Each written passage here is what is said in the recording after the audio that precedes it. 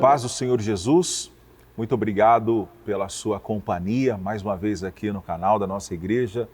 Sou seu irmão em Cristo, William Enoque. Nós somos a Igreja Assembleia de Deus, Ministério Belém, Campo de Presidente Prudente. Nossa igreja é presidida pelo pastor Samuel Padilha de Siqueira e nós somos gratos a Deus pela sua vida. Queremos cumprimentar você que está aqui, você que está chegando, assistindo pela primeira vez. Inscreva-se em nosso canal, faça parte dessa comunidade de adoradores a Deus, divulgue, compartilhe. Semanalmente estamos aqui compartilhando com você, conversando sobre a palavra de Deus e nesse trimestre em especial estudando sobre a família, como tem sido útil cada aula. É um aprendizado muito saudável porque é urgente tratarmos desse assunto, visto que a sociedade está doentia, as notícias, elas demonstram o quanto as crises familiares têm gerado problemas na sociedade, não só aqui em nossa cidade, mas no Brasil, por que não dizer no mundo inteiro, porque é necessário tratarmos e zelarmos da família. Hoje estamos estudando motim em família, conflitos, desobediência, a incompreensão, a ausência de um diálogo eficaz, né? A comunicação eficiente. O texto áureo da nossa lição: fazei todas as coisas sem murmurações nem contendas. É o conselho de Paulo escrevendo aos Filipenses no capítulo 2, versículo 14. A verdade prática das murmurações derivam as contendas e por isso devemos evitá-las em nossa família.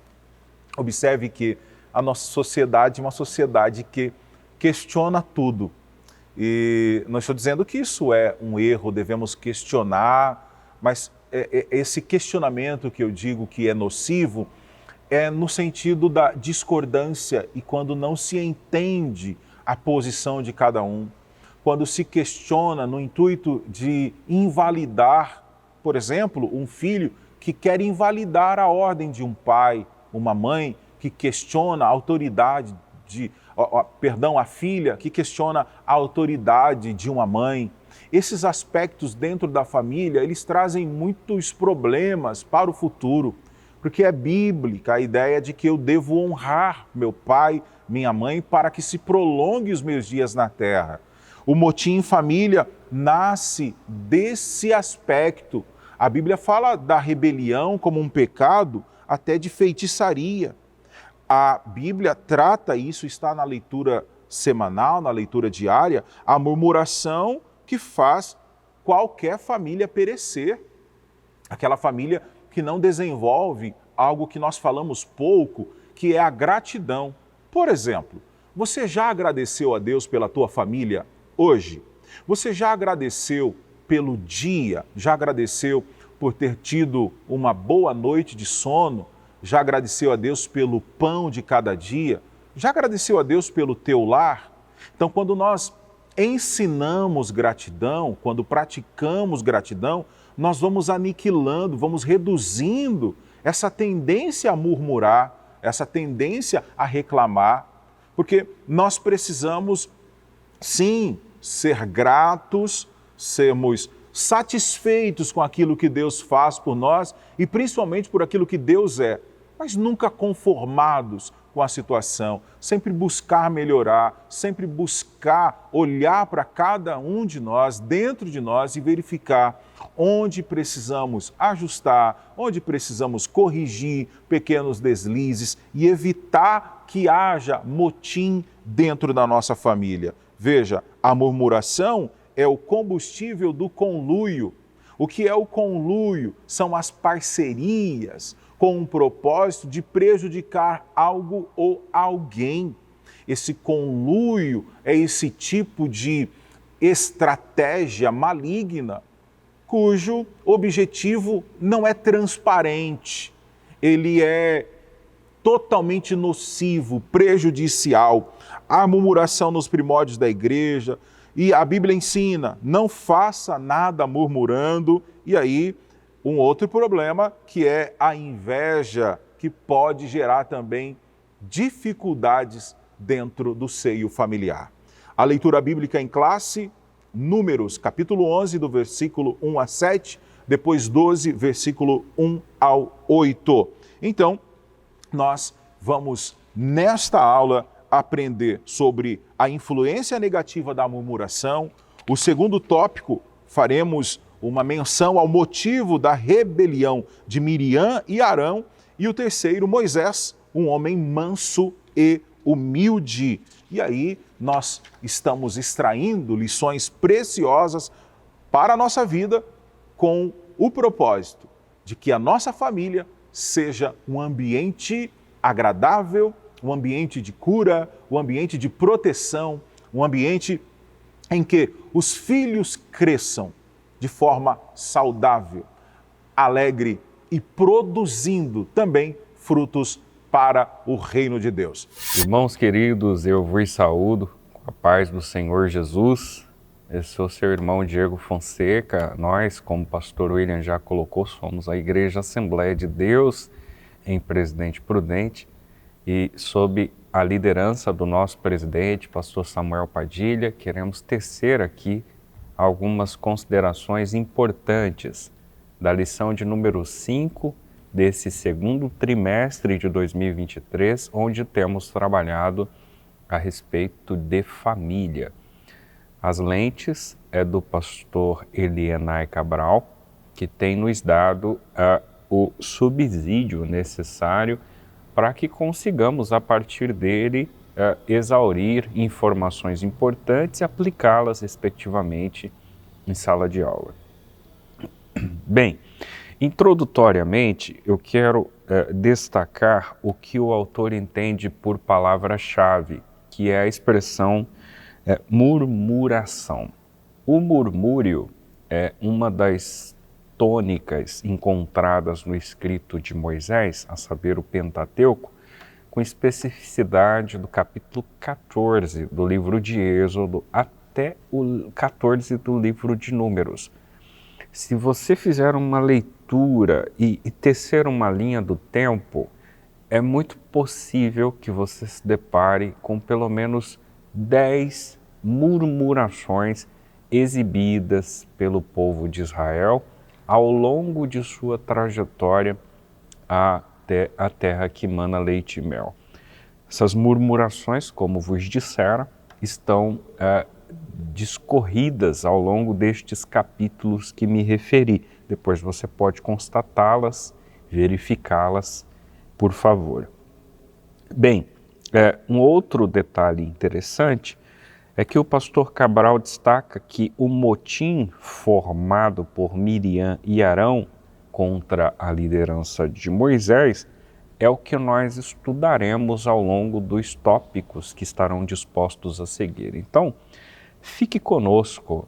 Se você ainda não é inscrito, se inscreva, compartilhe, a fim de que outras pessoas tenham acesso a esse importante conteúdo.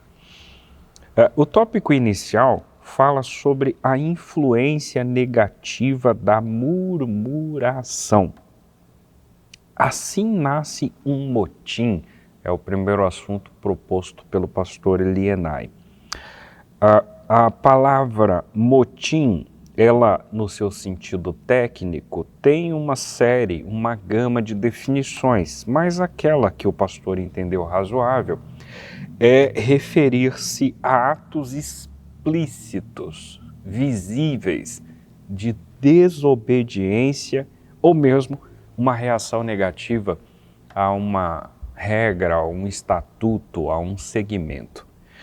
Em outras palavras, o motim está muito atrelado à proposta da insurreição. Não só ela, mas digamos que impede igualdade com o conceito de rebelião, ou mesmo de indisciplina, de insubmissão, de birras e coisas muito parecidas. Todas estas definições, elas estão no conglomerado, né, do motim. Digamos que são derivadas ou por que não dizer sinônimas, depende muito do contexto em que você pretende atribuí-las. O fato é que capítulo 11 e 12 do livro de Números vai registrar uma ação semelhante a essa. Nós veremos, a partir de então, dos itens 2 a 4, algumas queixas que estão sendo exibidas pelo povo de Israel a partir de um motim. Se não, vejamos. A primeira delas, apresentada enquanto queixa no item 2, elas deflagram o capítulo de número 11, obviamente, do livro de Números, e denotam que o povo, depois de saírem das margens do Sinai e encararem o inóspito deserto, eles reclamaram lembranças do Egito porque suporam que lá eles estariam muito mais bem protegidos do que no cenário em que se encontravam agora. Na realidade, os primeiros versos do capítulo 11 de Números, eles não são específicos no sentido de qual problema o povo de Israel enfrentava naquela questão. Essa especificidade está implícita no texto.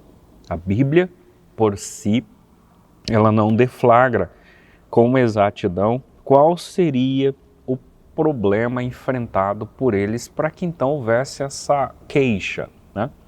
Contudo, nós temos algumas informações preponderantes. A queixa, ela fora tão significativa, não no sentido positivo da expressão, mas ela tomou um vulto tão alto que impactou na morte de um percentual de israelitas de uma determinada região de onde eles estavam.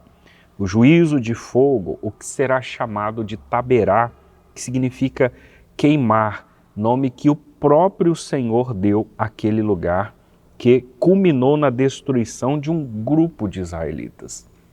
Bem, muito embora estas informações sim tenhamos explícitas no texto, o que não ocorre, como vos dissera, com relação especificamente a qual for a queixa, quando você adentra o item 3, que vai dialogar do capítulo 11, Números 11, capítulo 11, versículos 4 a 7, explicitar a segunda queixa, você pressupõe que a primeira estava em pé de igualdade com a segunda. Isto é, o sentido propriamente dito apresentado aqui diz respeito a um murmúrio que se dera por uma questão de dieta alimentar. Então, notem os senhores que nós temos tido um problema apresentado no item inicial e que agora, como segunda queixa, persiste. A grande questão era a dieta alimentar, isto é, eles indagavam, questionavam, se queixavam por razões de que Deus estava poupando aquele povo de uma alimentação hipoteticamente saudável que eles dispunham lá no Egito. Então, eles não escondem a saudade dos melões, dos pepinos, dos alhos, né? Enfim, dos peixes e de qualquer outra alimentação que lá existia e que agora não está sendo percebida. Aliás, eles tecem uma crítica direta ao maná. O maná que florescia no deserto em decorrência do orvalho está sendo arduamente criticado por um grupo de israelitas, né? E os senhores são sabedores, muito embora a Bíblia também vá dialogar a respeito disso, que o maná ele precisava ser colhido, ele precisava ser moído e cozido, para que então houvesse uma aparência de um bolo feito com azeite, né? Então, para ele atingir esse grau, ele precisava passar por esses processos, isso demanda trabalho. Talvez justamente esse trabalho nos quais os israelitas não queriam se debruçar, estavam mal acostumados com tudo pronto no Egito, no que diz respeito à dieta alimentar. Então eles tecem uma crítica destrutiva, se é que existe de fato uma crítica construtiva, né? Mas essa crítica está sendo estampada com relação ao maná, muito também pela repetição da dieta, né? Agora, o que mais impacta nessa segunda queixa é que quando eles deixam claro o desejo do Egito, eles se esquecem de momentos extremamente pontuais dos quais viveram lá. O fato de serem escravos, a libertação que o próprio Deus os fizera, a abertura do Mar Vermelho, esqueceram inclusive que em dado momento o Senhor transforma água amarga em água doce. Enfim, o autor finaliza o item 3 assegurando que a murmuração nos faz esquecer das boas coisas vivenciadas com Deus. Eu fecho o raciocínio, muito embora ainda exista o item 4, mas a essa altura, deixando claro aos irmãos que por vezes nós agradecemos a Deus por fatos extraordinários e nos acostumamos com isso, como se Deus fosse o Deus que será percebido por mim somente em circunstâncias extraordinárias. E a gente se esquece do fator ordinário, de um Deus que não nos deixa passar fome, sede, que dá o vestuário para o nosso corpo, calçado para os pés, supre todas as nossas necessidades, mas por vezes a gente se esquece desses elementos pontuais que são ordinários, que acontecem todos os dias, como a própria nossa locomoção motora, né? E o desenvolvimento motor. Mas a gente se esquece desses fatores e se lembra única e exclusivamente de fatores extraordinários.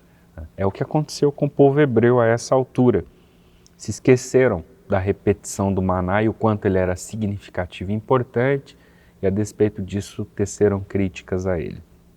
Eu fecho o raciocínio mencionando Números capítulo 12, os versos 1 a 3, onde nós temos a terceira queixa, que se limita à rebelião de Miriam e Arão contra a liderança de Moisés, né? O motim, que até então era um motim externo, percebido em caráter externo pela sociedade que ali dispunha sob os cuidados de Moisés, agora se torna interno. Então o problema se torna muito mais pontual, muito mais incisivo, né? Agora ele está tendo problema com os próprios irmãos, Arão e Miriam, que, por ora, não aceitavam o casamento de Moisés com uma mulher cuxita. Não sabemos se isso for apenas uma ideia pré-concebida para, de fato, de uma certa forma, blindarem ou ofuscarem a concepção de inveja, é o que muito se parece.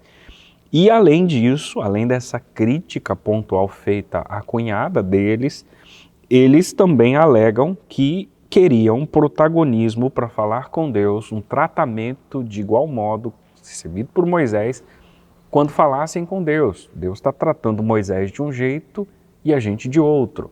Existe aqui uma distinção e nós queremos receber o mesmo tratamento. Aliás, nós somos mais velhos do que Moisés.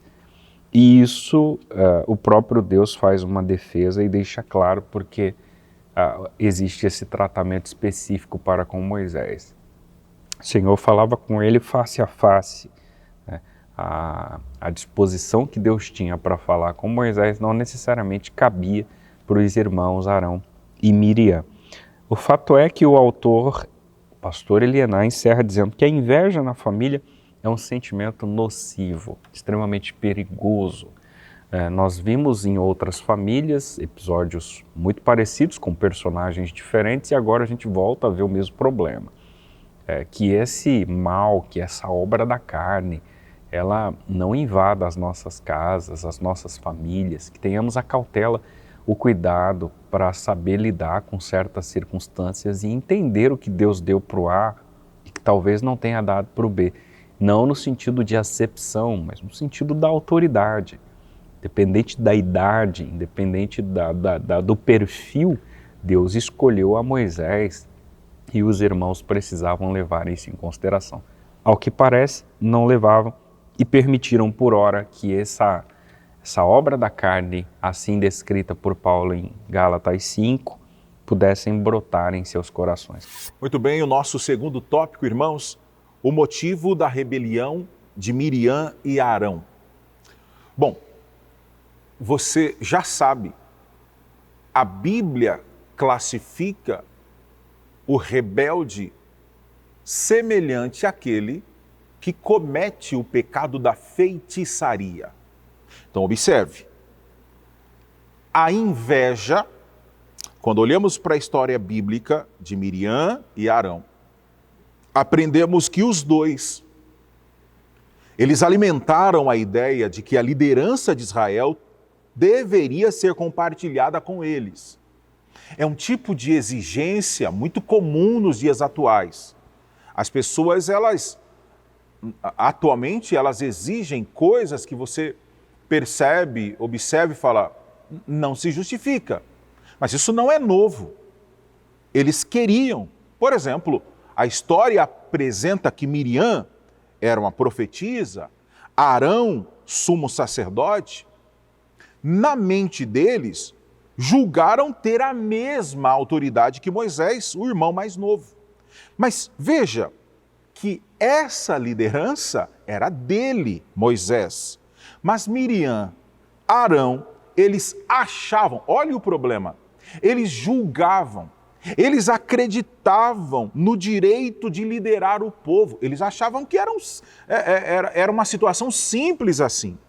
Mas o papel deles era de cooperar na liderança de Moisés. Então vamos lá, vamos parar um pouquinho aqui e perceber.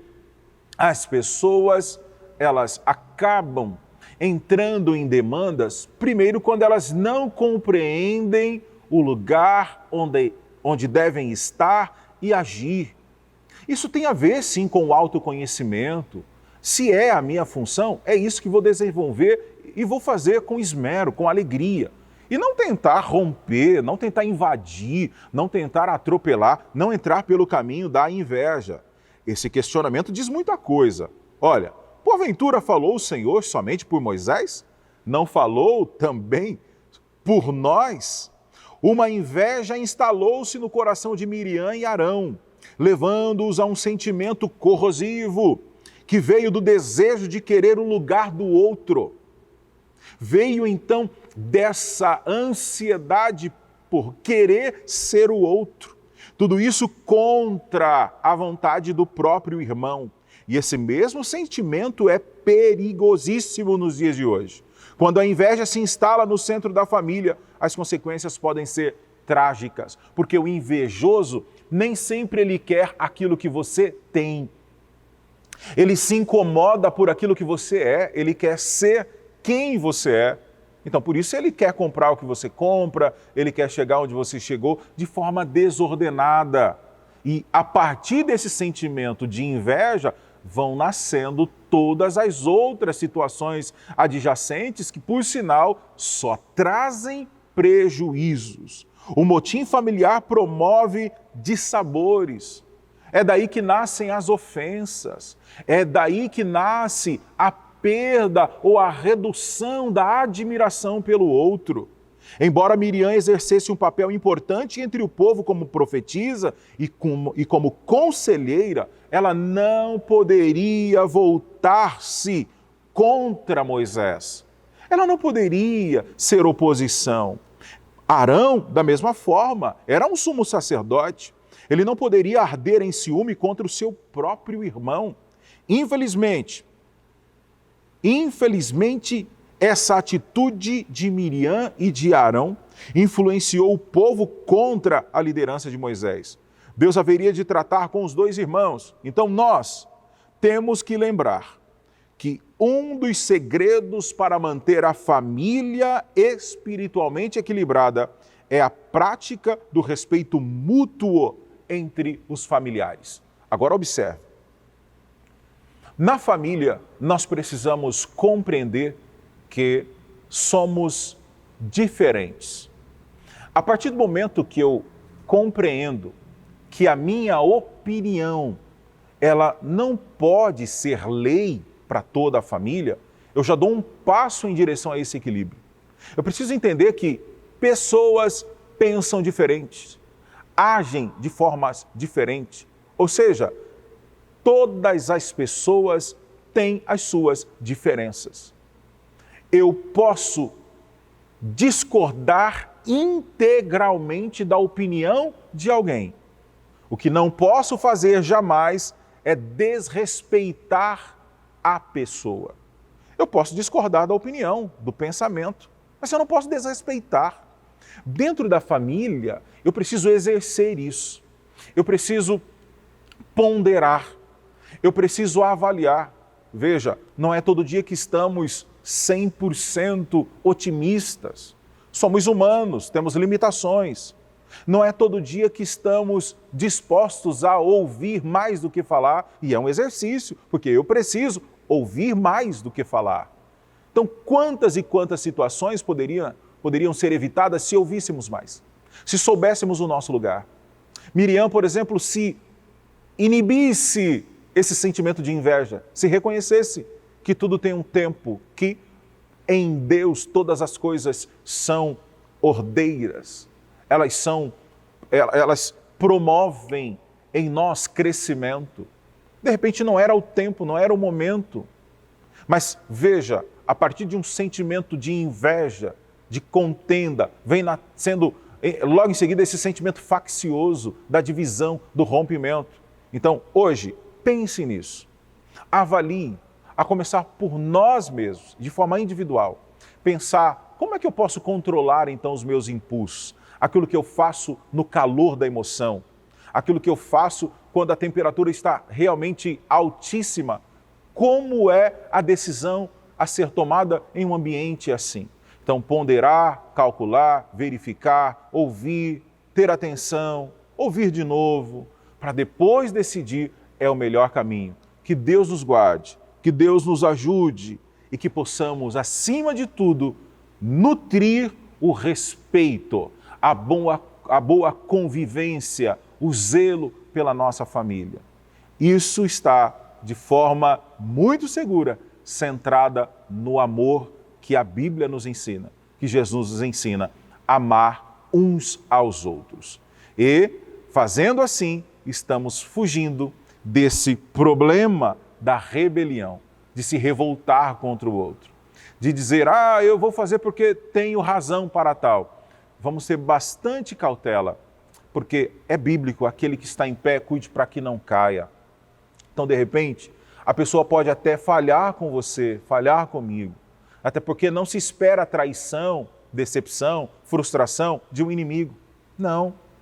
As piores situações de decepções, elas ocorrem de um ambiente ou numa situação que vem de pessoas que você não queria esperar, mas pode acontecer. Então, que Deus nos dê graça para entender que as pessoas erram, elas falham, mas em muitos momentos da nossa vida vamos precisar reconsiderar, vamos precisar então avaliar, vamos precisar perdoar para que tenhamos uma vida abençoada por Deus. Amém? Amados irmãos, estamos de volta para tecer uma consideração sobre o tópico 3, que fala sobre Moisés, um homem manso e humilde. O item inicial faz uma afirmação que corrobora com o que a Bíblia afirma, né? Na realidade, nós temos aqui, por parte do pastor Elienay, digamos que uma repetição da expressão bíblica. O mais manso que havia na terra, afirma capítulo 12, verso 3 do livro de Números. Bem, a despeito de todas as informações que estão sendo propostas nesse item inicial, eu posso, com um grifo pessoal e com muita segurança, afirmar aos senhores, muito embora a nomenclatura não seja mais correta e nem caiba para aquele contexto, mas os senhores são razoáveis e vão compreender qual é o raciocínio. Eu tenho a leve impressão, ainda que isso tenha ocorrido em outras circunstâncias relacionadas a Moisés, mas a essa altura eu compreendo que Moisés se deflagra como antítipo de Cristo, porque a postura que a Bíblia afirma Moisés ter tido, ela é a postura de Cristo. Se você se lembrar de Mateus capítulo 11, versículo 28, 29, enfim, você vai, obviamente, se lembrar que Jesus faz um convite, né? Vinde todos vós que estáis cansados, sobrecarregados ou oprimidos, porque eu vos aliviarei. Tomai sobre vós o meu jugo, diz o 29, e aprendei de mim que sou manso e humilde de coração. Né? Então perceba que as características que Jesus revela ter no verso 29 do capítulo 11 de Mateus são características exibidas na vida de Moisés. Portanto, nós temos uma espécie de reprodução aqui, ou por que não dizer um antítipo, né? Uma figura de Cristo veterotestamentária, e a essa altura no que diz respeito ao aspecto comportamental. Estão em pé de igualdade, guardadas as devidas proporções. Obviamente, estou falando de um sujeito humano e um sujeito divino, mas no que diz respeito ao comportamento, similares, semelhantes. Aliás, essa postura de Moisés, ela implica no que o próprio Cristo vai discorrer no capítulo 5 do Evangelho conforme Mateus. Vocês se lembram que o tema da mensagem daquele sermão era a bem-aventurança, ou as bem-aventuranças, no plural. E entre elas existia aquela que dizia respeito à mansidão, como também ao sujeito pacificador. Moisés revela tanto o aspecto da mansidão quanto o aspecto da pacificidade. Ele era manso e, respectivamente, pacífico. Portanto, direito sobre Moisés havia de herdar a terra e de ser chamado filho de Deus. Perceba como a figura de Moisés é uma figura evangélica, é uma figura cristã, né? Quando eu digo evangélica, no sentido de estar muito próxima da proposta percebida no Evangelho de Jesus. Bem, agora, dentro de um aspecto social, mundano, odierno, ser manso está muito atrelada à ideia da fraqueza, da covardia. Então, as pessoas, elas tecem, rotulam as outras enquanto mansas, partindo desse pressuposto, né? Então, quando hoje a concepção social afirma que um sujeito é manso, nem sempre, ou na minoria das vezes, ou raramente, ela estará atrelada à postura de Moisés, de Jesus, por exemplo. Na grande maioria, ou majoritariamente, essa consideração ela é construída a partir desses elementos posteriores que, na verdade, servem como pressuposição. Esse sujeito é manso porque subentendo que ele é fraco, ele é covarde. E na realidade não é isso. Essa concepção ela é realmente mundana, antibíblica. A postura de um crente ou um cristão manso é aquele que exerce autocontrole, domínio de si mesmo. São características do fruto do Espírito, que estão deflagradas lá. Paulo elenca, você lembra, um fruto com 9 aspectos, né?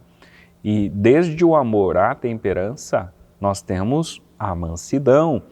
E essa é uma característica percebida no nosso irmão Moisés.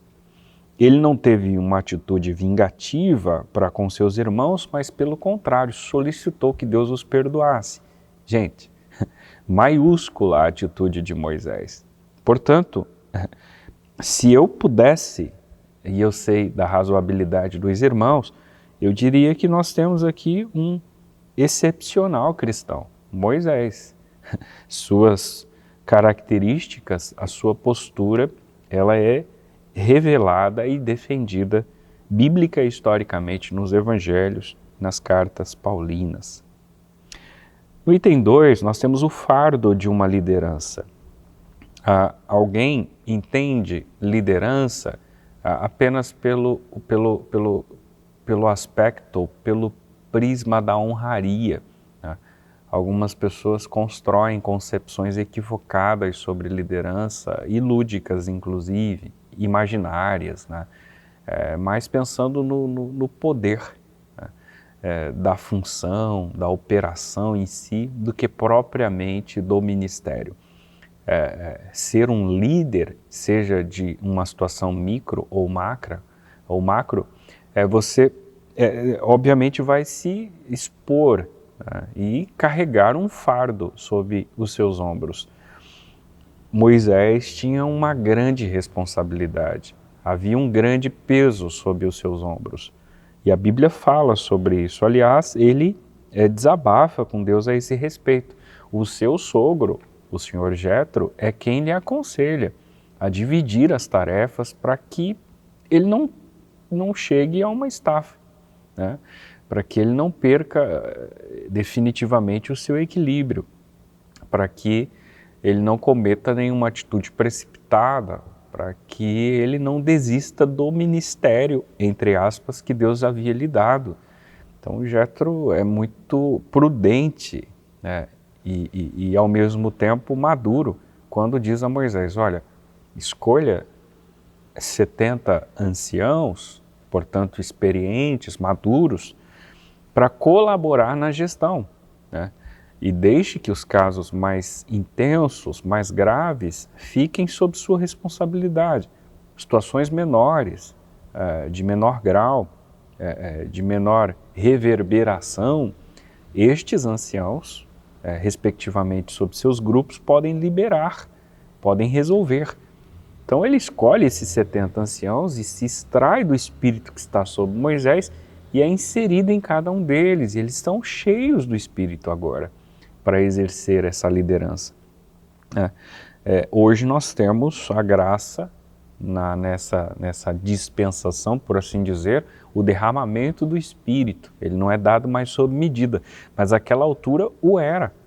Então estes anciãos agora, claro, eu não digo que impede igualdade, mas tinham espírito para conseguir cooperar na liderança de Moisés. E isso foi extremamente impactante. Capítulo 11, versículo 16, especialmente o 25, apresenta elementos importantes nesse sentido. E por fim, irmãos, nós temos a punição de Miriam e Arão. Eles foram convocados para fora da tenda para uma conversa com Deus, juntamente com Moisés. O Senhor desce na coluna de nuvem, fala com os dois revoltosos e mostra-lhes sua soberania, e deixa claro que falava com Moisés face a face e não por figura. A atitude, a gravidade, a insensibilidade, a insurreição notada por parte de Miriam, que influenciara seu irmão Arão, causou uma lepra. Ela ficou 7 dias para fora do arraial, e isso implica dizer que todo motim no centro da família decorrerá, desencadeará, resultará em consequência trágica. Todo motim. Aliás, ele afirma que é preciso evitar falsas acusações, palavras atravessadas, destruição de reputação de familiares. É muito preciosa essa informação. A gente precisa tomar muito cuidado com as informações que nós tecemos, construímos, afirmamos acerca de um familiar. É claro que isso vale para o sentido externo, social, mas para não fugir do núcleo da discussão, é preciso muita cautela, muito cuidado, porque o risco de você tecer informações, considerações, e isso ser uma calúnia, uma difamação, uma falsa acusação, é enorme. Você não consegue comprovar o fato, e isso implica em resultados trágicos dentro da família, em desarmonia, em desajuste, em ira, em peleja, em contradição, em motim, propriamente dito. Tudo isso está sendo deflagrado assim. E o autor, pastor Elianá, encerra dizendo que esse não é um comportamento de quem manifesta o fruto do Espírito. A vontade de Deus é que a paz e a harmonia esteja sobre a família cristã. Então, irmãos, sejamos cautelosos. Se houver algum tipo de problema, notifique a própria pessoa. Seja direto, seja específico e seja, no mínimo, consequente, não inconsequente. Não fira, não machuque, não construa inverdades acerca do outro que você sequer sabe da veracidade, porque isso pode resultar em problemas e prejuízos para si mesmo. Tá? Então, esse tipo de comportamento só deflagra a nossa insensibilidade, a nossa velha natureza, o velho homem, só expõe obras da carne, mas com o fruto do Espírito nós seremos comedidos ao ponto de não vai passar pano em situação alguma, mas vai ser misericordioso, vai ser pacífico, vai ser manso, inclusive para solucionar o problema, hipoteticamente, que tenha se instalado dentro da sua própria casa, da sua própria família, dentro da sua própria comunidade. Ok? Deus te abençoe, em nome de Jesus. Concluímos então a nossa lição de hoje. O motim levantado por Miriam e Arão tinha como causa a inveja da autoridade que Deus havia conferido a Moisés. É por causa disso, aprendemos hoje, que atitudes como essas produzem prejuízos morais e situações destrutivas à família, tanto moral, social, espiritualmente falando. É por essa razão que Paulo nos dá um conselho.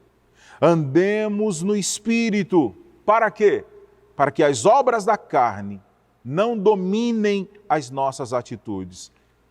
É tempo de maior prudência. A sociedade atual é mais ou menos assim. Faça o que eu falo, mas não faça o que eu faço. Tem muita gente que distribui regras, que está aí espalhando, né? É um falso moralismo. E ele fala para fazer tudo certo, mas a sua prática reprova. No ambiente familiar, as pessoas nos conhecem. A minha esposa me conhece. Os meus filhos sabem quem eu sou. Então não adianta um discurso sem que a prática não seja efetiva. Quem é que nos ajuda nesse grande desafio? A presença do Espírito Santo, que nos orienta, que nos auxilia. A palavra de Deus que nos exorta. É na Bíblia que eu tenho a recomendação que eu preciso ser fiel a Deus, fiel aos princípios da palavra de Deus, fiel à minha família, verdadeiro. Então, quando há transparência, quando há verdade, quando há temor a Deus, nós estamos fechando a porta para a inveja, fechando a porta para o motim, para a desavença. Estamos fechando a porta para o desequilíbrio. E como alimentar, então, esse fortalecimento, alimentar essa ideia de manter os laços afetivos em uma crescente, sendo família não apenas como o roteiro dos filmes, mas sendo família que ama, que se preocupa, que corrige, que instrui, que traz para a igreja, que cobra, que orienta, mas que, acima de tudo, que demonstre amor em cada atitude, a começar pelo respeito, a começar pela comunicação não violenta. Muito cuidado com as palavras, muito cuidado com as atitudes. Bom, estou falando isso aqui debaixo do sangue de Jesus, porque somos carentes da ajuda dele todos os dias para zelar da nossa família. Mas eu tenho convicção de que o Deus de paz continuará nos ajudando e você terá uma família próspera, abençoada, em constante crescimento e desenvolvimento, porque temos um Deus que ajuda nas nossas fraquezas. Oremos. Querido Deus, eterno, glorioso e bondoso Pai, nós te agradecemos por ser família. Nós te agradecemos porque é projeto do Senhor que a nossa família seja edificada em Ti, abençoada por Ti. Eu oro agora em favor de cada família, dos nossos irmãos, dos professores, dos alunos, e que cada família desfrute da Tua paz, da Tua bênção, da comunhão verdadeira, que não haja segredos, que haja cumplicidade, que haja amizade, que haja amor, e que o adversário seja derrotado, Senhor. Que toda proposta de dissensão seja destruída agora, no nome de Jesus. Que haja diálogo entre marido e esposa, entre pais e filhos, filhos e pais, que haja liberdade para o Teu Espírito continuar nos orientando, nos instruindo, Senhor, e que possamos Te agradar em tudo aquilo que fizermos. Abençoe, continue conosco, é o que pedimos em nome de Jesus. Que Deus abençoe a sua casa, em nome de Jesus. Fique na paz do Senhor.